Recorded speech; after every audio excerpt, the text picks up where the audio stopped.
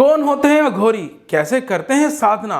वास्तव में अघोर विद्या डरावनी नहीं है, उसका स्वरूप जरूर डरावना है। अघोर का अर्थ होता है अ प्लस घोर, यानी कि जो घोर नहीं हो, डरावना नहीं हो, जो सरल हो, जिसमें कोई भेदभाव ही ना हो। इस विद्या में लोक कल्याण की भावना होती है। अघोर विद्या व्यक्ति को ऐसा बनाती है जिसमें वह अपने पराये का भाव भूलकर हर व्यक्ति को समान रूप से चाहता है, उसके भले के लिए अपनी विद्या का प्रयोग करता है। हर इंसान अघोर है। अघोरियों का मानना है कि हर व्यक्ति अघोरी के रूप में जन्म लेता है। उनका कहना है कि जैसे एक नन्हे बच्चे को अपनी गंदगी भोजन में कोई अंतर नहीं समझ आता, वैसे ही अघोरी भी हर गंदगी और अच्छाई को एक ही नजर से देखते हैं। अघोर की उत्पत्ति कैसे हुई? पौराणिक संदर्भों के अनुसार एक विशिष्ट शिल्प कल्प में जब ब्रह्मा ने सृष्टि की रचना की तो उनके सामने एक बालक प्रकट हुआ जो अत्यंत पराक्रमी, साहसी और तेजस्वी था। उस बालक की दिव्यता से ब्रह्मा जी समझ गए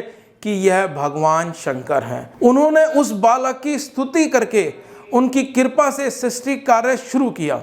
वही शिव जी का अघोर अवतार था। अघोरी या अघोर शब्द से घबराने की जरूरत नहीं है, क्योंकि स्वयं भगवान शिव का ही एक रूप अघोरेश्वर भी है। भगवान शिव ही एकमात्र ऐसे देवता हैं जिन्होंने काम को जलाकर भस्म कर दिया था। अघोरी मूलतः 3 तरह की साधनाएं करते हैं: शिव साधना, शव साधना, शमशान साधना। शिव साधना में शव के ऊपर पैर रखकर खड़े रहकर साधना की जाती है। सब साधना शिव साधना की तरह ही होती है। इस साधना का मूल शिव छाती पर पार्वती द्वारा रखा हुआ पैर है। ऐसी साधनाओं में मुर्दों को प्रसाद के रूप में मांस और मदिरा चढ़ाई जाती है। शव और शिव साधना के अतिरिक्त तीसरी साधना होती है शमशान साधना, जिसमें आम परिवारजनों को भी शामिल किया जाता है। इस साधना में मुर्दे की जगह शव पीठ, यानी कि जिस स्थान पर शवों का दाह संस्कार किया जाता है, की पूजा की जाती है, उस पर गंगा जल चढ़ाया जाता है। वहां प्रसाद के रूप में मांस मदिरा की जगह मावा चढ़ाया जाता है। हिंदू धर्म में आज भी किसी 5 साल से कम उम्र के बच्चे, सांप काटने से मरे हुए लोग, आत्महत्या किए हुए लोगों का शव जलाया नहीं जाता, बल्कि दफनाया या गंगा में प्रवाहित कर दिया जाता है। पानी में प्रवाहित ये शव डूबने के बाद हल्के होकर पानी में तैरने लगते हैं। अक्सर अघोरी तांत्रिक इन्हीं शव को पानी से ढूंढकर निकालते हैं और अपनी तंत्र सिद्धि के लिए प्रयोग करते हैं। बहुत कम लोग जानते हैं कि अघोरियों की साधना में इतना बल होता है कि वो मुर्दों से भी बात कर सकते हैं। ऐसी बातें पढ़ने सुनने में भले ही अजीब लगें, लेकिन इन्हें पूरी तरह नकारा भी नहीं जा सकता। उनकी साधना को चुनौती नहीं दी जा सकती। अघोरियों के बारे में कई बातें प्रसिद्ध हैं, जैसे कि वह बहुत ही हठी होते हैं। अगर किसी बात पर अड़ जाएं तो उसे पूरा किए बगैर नहीं छोड़ते। गुस्सा हो जाए तो किसी भी हद तक जा सकते हैं। ज्यादातर अघोरियों की आंखें लाल होती हैं, जैसे वो बहुत गुस्सा हो, लेकिन उनका मन उतना ही शांत होता है। काले वस्त्रों में लिपटे अघोरी गले में धातु की बनी नरमुंड माला पहनते हैं। अघोरी अक्सर शमशानों में ही अपनी कुटिया बनाते हैं, जहां एक छोटी सी धुनी जलती रहती है। जानवरों में वो सिर्फ कुत्ता पालना पसंद करते हैं। उनके साथ उनके शिष्य रहते हैं जो उनकी सेवा करते हैं। अघोरी अपनी बात के बहुत पक्के होते हैं। वे अगर किसी से कोई बात कह दे तो उसे पूरा करते हैं। अघोरी गाय का मांस छोड़कर सभी चीजों को खाते हैं। गाय के मांस को वह नहीं खाते, मानव मल से लेकर मुर्दे का मांस तक खाते हैं। अघोर पंथ में शमशान साधना का विशेष महत्व है, इसलिए वे शमशान में रहना ही ज्यादा पसंद करते हैं।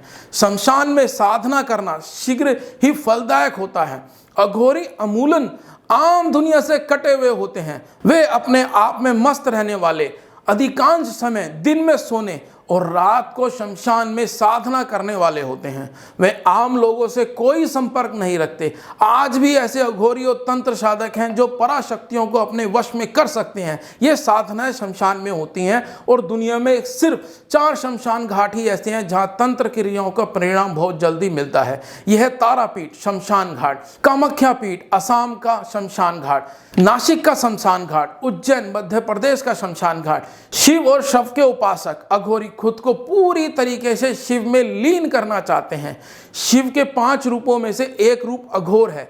शिव की उपासना करने के लिए ये अघोरी शव पर बैठकर साधना करते हैं। अघोर बनने की पहली शर्त है अपने मन से घृणा को निकालना। अघोर क्रिया व्यक्त मूलतः अघोरी उसे कहते हैं जो शमशान जैसी भयावह और विचित्र जगह पर भी उसी सहजता से रह सकते हैं जैसे लोग घरों में रहते हैं। अघोरी इंसान का कच्चा मांस खाते हैं। अक्सर ये अघोरी शमशान घाट में ही रहते हैं और अधजली राशों को निकालकर उनका मांस खाते हैं। शरीर के द्रव्य भी प्रयोग करते हैं। इसके पीछे उनका मानना है कि ऐसा करने से उनकी तंत्र साधना शक्ति प्रबल होती है। शव के साथ शारीरिक संबंध, यह बहुत प्रचलित धारणा है कि अघोरी साधु शवों की साधना के साथ ही उनके शारीरिक संबंध भी बनाते हैं। यह बात खुद अघोरी भी मानते हैं।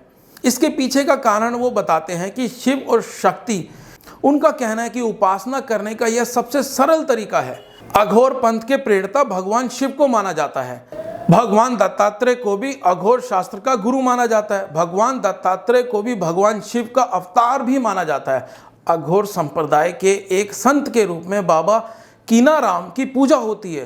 अघोर संप्रदाय के व्यक्ति शिव जी के अनुयायी होते हैं। उनके अनुसार शिव स्वयं में संपूर्ण है और जड़ चेतन समस्त रूपों में विद्यमान है।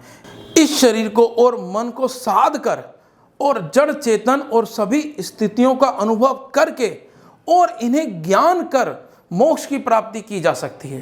वाराणसी का काशी को भारत के सबसे प्रमुख अघोर स्थान के तौर पर मानते हैं।